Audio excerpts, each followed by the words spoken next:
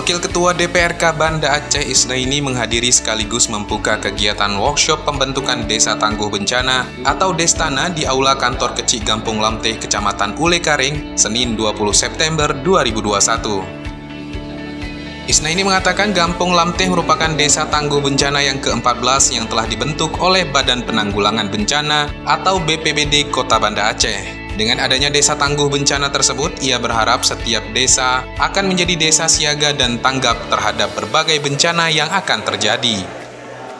Nah, dengan adanya desa tangguh bencana ini, kita berharap bahwa nanti setiap desa akan menjadi desa siaga terhadap berbagai bencana yang terjadi di desa masing-masing.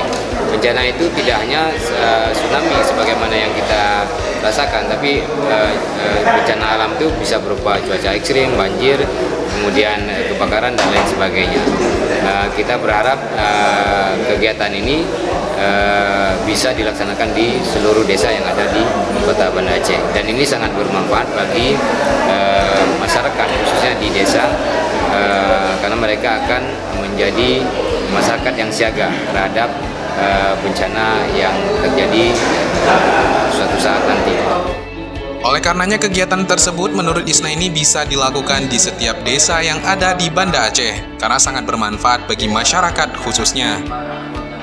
Politisi Demokrat tersebut menambahkan program Destana merupakan salah satu program unggulan dari BPBD Kota Banda Aceh sekaligus program unggulan dari Wali Kota Banda Aceh untuk mewujudkan Banda Aceh gemilang yang tangguh bencana.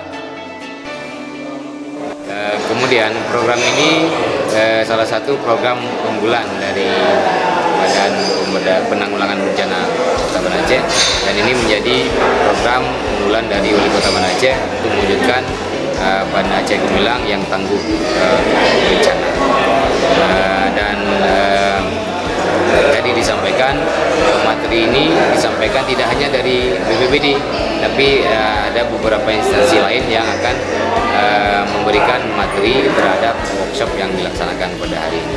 Dan mudah-mudahan ini akan bisa dilaksanakan sesuai dengan harapan kita bersama. Hadir dalam kegiatan tersebut Kepala BPBD Kota Banda Aceh dan jajarannya, Sekretaris Kecamatan Ulekaring dan jajarannya, Kecik Lamteh, Tuhapet, dan unsur perangkat Gampung lainnya. Tim Humas DPRK Banda Aceh melaporkan.